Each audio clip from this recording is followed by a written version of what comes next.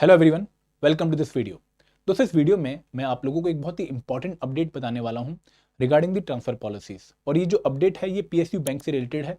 तो यहाँ पर डिपार्टमेंट ऑफ फाइनेंशियल सर्विसेज ने एक लेटर जो है रिलीज किया है टू द पीएसयू बैंक, जहाँ पर उनको बोला गया है कि भाई आप लोग अपनी ट्रांसफर पॉलिसीज अपडेट कर लो और जो आपकी अपडेटेड ट्रांसफर पॉलिसीज हैं उनको अपने बोर्ड से अप्रूव करवा लो और फाइनेंशियल ईयर 2026 से उनको इंप्लीमेंट करना शुरू कर दो।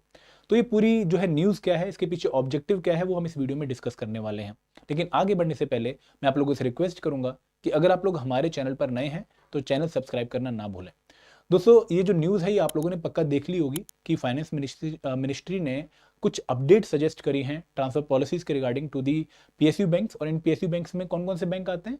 सरकारी bank like state bank of India, UCO bank, United bank, Indian bank, bank of Baroda, Punjab national bank. तो ये जितने भी पीएसयू बैंक हैं उनके रिगार्डिंग ये पर्टिकुलर जो है लेटर है जो इशू करी गई है।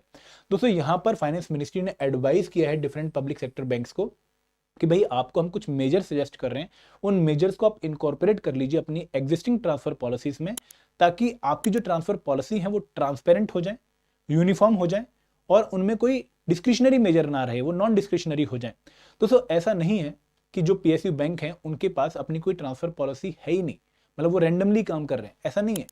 डिफरेंट बैंक्स ने अपनी ट्रांसफर पॉलिसीज बना रखी हैं और बहुत ही क्लियर मैनर में और रिटर्न कोड्स भी हैं कि भाई ट्रांसफर किस तरीके से होगी, किस कैडर की किस तरीके से ट्रांसफर होगी, कितने सालों के बाद ट्रांसफर होगी, किस सेंटर में ट्रांसफर होगी, किस मॉड्यूल में ट्रांसफर होगी, क्लियरली रिटर्न है।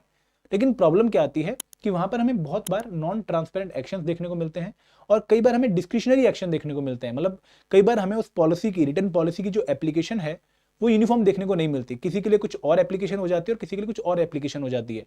तो ये यूनिफॉर्मिटी इंश्योर करने के लिए पर्टिकुलर लेटर जो है वो रिलीज किया गया है। तो डिपार्टमेंट ऑफ फाइनेंशियल सर्विसेज जो है फाइनेंस मिनिस्ट्री का, उसने जो है लेटर इशू किया है। अब इसमें कौन कौन से मेजर सजेस्ट किए गए हैं, अगेन आप लोगों को ध्यान से सुनने हैं। दोस्तों, इन्होंने पूरी जो है मेजर्स की लिस्ट तो नहीं दी, लेकिन कुछ मेजर्स जो है वो बताए गए हैं। जैसे इन्होंने बोला है कि भाई आप लोग अपने ट्रांसफर प्रोसेस को ऑटोमेट कर दो। ऑटोमेट मतलब उसको पूरा ऑनलाइन पे लेके चले जाओ, ताकि क्लियरली चॉइसेस हों डिफरेंट बैंकर्स के पास कि भाई जब उनका टेन्योर खत्म हो रहा है एक पर्टिकुलर सेंटर पे, उनको पता लग रहा है कि भाई अगर मुझे एक सेंटर पे 5 साल रहना था, इसके बाद मेरी ट्रांसफर होगी, तो उनको चॉइस ऑफ प्रेफरेंसेस मिले कि भाई कहाँ पर वो जाना चाहते हैं। ठीक है, जब वो उनको प्रेफरेंसेस मिलेंगी तो उसके हिसाब से उनको जो है फिर बाद में सेंटर एलोकेट होना चाहिए। तो अगर ये पूरी चीज ऑनलाइन होगी, ऑटोमेटेड रहेगी, तो बिल्कुल भी ऐसा इशू नहीं आएगा कि भाई किसी ने जो है बीच में घोटाला कर दिया है या फिर कोई ट्रांसफर में घपला हो गया, ऐसा कुछ सुनने को आपको नहीं मिलेगा। क्योंकि चीजें सारी ऑटोमेटिक रहेंगी तो कहीं ना कहीं ट्रांसपेरेंसी बहुत ज्यादा होगी और आप लोग बहुत ही जो है ट्रस्टेड मैनर में चीजों को फॉलो कर पाओगे। एंड दोस्तों, इसके साथ ये भी बोला गया है कि भाई आप जो है ट्रांसफर की टाइमलाइंस को क्लियरली डिफाइन कर दीजिए हर एक कैडर के लिए।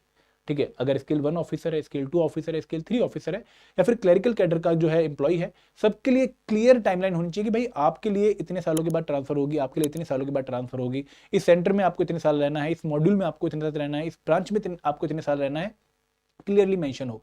और वो जो टाइमलाइन आप बना रहे हो उसको फिर आप स्ट्रिक्टली फॉलो भी करो। ऐसा ना हो कि सिर्फ रिटर्न जो है डॉक्यूमेंट तैयार करने के लिए आपने टाइमलाइन बना ली और बाद में उन टाइमलाइन को फॉलो नहीं किया जा रहा। वो टाइमलाइन स्ट्रिक्टली फॉलो होनी चाहिए, मेंशन किया गया है। दोस्तों, अगेन एक पॉइंट जो और सजेस्ट किया गया है, ऐसा नहीं है कि ये पॉइंट न्यू है, ऑलरेडी बैंक्स में ये पॉइंट फॉलो किया जा रहा था कि जो भी महिला कर्मचारी हैं, वुमेन एम्प्लॉयज हैं, उनको उनके जो है पास के सेंटर में या ब्रांच में या फिर उनके पास के रीजन में जो है पोस्टिंग मिलनी चाहिए, ट्रांसफर किया जाना चाहिए।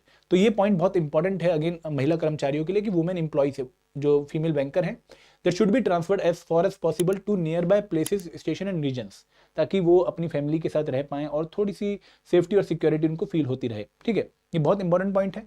बहुत सारे बैंक्स की ट्रांसफर पॉलिसीज में ऑलरेडी ये पॉइंट मेंशन है, बट कई बार हमें यहाँ पर उसमें एक्सेप्शन देखने को मिलती हैं, तो वो एक्सेप्शंस भी जो है खत्म करने की बात करी गई है। दोस्तों, एक और पॉइंट कि अगर किसी बैंकर को, अगर किसी बैंकिंग एम्प्लॉय को कोई ग्रीवेंस है, कोई जो है कंप्लेंट है ट्रांसफर के रिगार्डिंग, तो उस पर्टिकुलर कंप्लेंट को रिजॉल्व करने के लिए भी एक प्रॉपर चैनल होना चाहिए, एक प्रॉपर प्रोसेस होना चाहिए कि भाई किसको कंप्लेंट करनी है, कितने दिनों के अंदर अंदर वो कंप्लेंट रिजॉल्व होगी, कौन उस कंप्लेंट को रिजॉल्व करेगा। तो ये पूरा प्रोसेस अगर जो है डिफाइन हो जाएगा तो कहीं ना कहीं इंप्लॉय फ्रेंडली ऑर्गेनाइजेशन जो है बैंक्स बन जाएंगे। एक और बात कि जो बैंक्स है उनको इंकरेज किया गया है कि भाई आप कंप्लीट ट्रांसफर एक्सरसाइज जो है वो जून तक कंप्लीट कर लो। अभी भी ऑलरेडी जो बैंकिंग ट्रांसफर एक्सरसाइजेस थी वो 1 जून के हिसाब तक ऐसे कंप्लीट होती थी, बट फिर भी हमें कई बार मिड ईयर जो है ट्रांसफर देखने को मिलती थी, कुछ मतलब रेंडमली ट्रांसफर देखने को मिलती थी, जिसको खत्म करने की बात करी गई है, ताकि जो एडमिनिस्ट्रेटिव वर्क है या फिर बैंकिंग वर्क है वो अफेक्ट ना हो। दोस्तों एक और पॉइंट ये बोला गया है कि जो ऑफिसर हैं स्केल 3 लेवल पे, उनको उनके लिंग्विस्टिक रीजन में, मतलब जो उनकी भाषा से मैच खाने वाला जो है, मदर टंग से मैच खाने वाला जो रीजन है, फॉर एग्जांपल पंजाबी लोगों के लिए पंजाब या फिर हरियाणवी लोगों के लिए हरियाणा, ठीक है, ऐसे ही साउथ में, तो जो डिफरेंट लैंग्वेजेस हैं और जो ऑफिसर 3 स्केल की लैंग्वेज है उसको उसी के आसपास के लिंग्विस्टिक रीजन में जो है पोस्टिंग दी जाए, ताकि वो कस्टमर की जो सर्विसेज हैं उनको अच्छे से निर्वाह कर पाए। तो ये अगेन बहुत इंपॉर्टेंट पॉइंट था।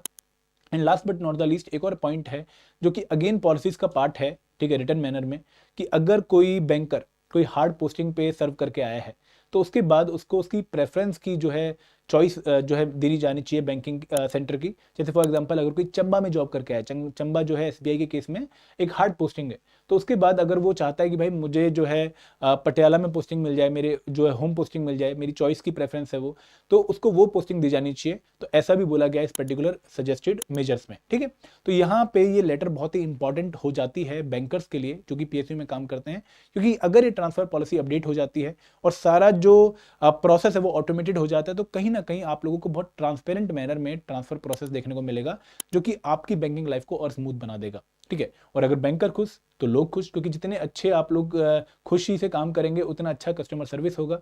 तो बहुत ही इंपॉर्टेंट स्टेप ये मुझे देखने को मिल रहा है रिगार्डिंग दी अपडेशन या फिर अपग्रेडेशन ऑफ बैंकिंग लाइफ।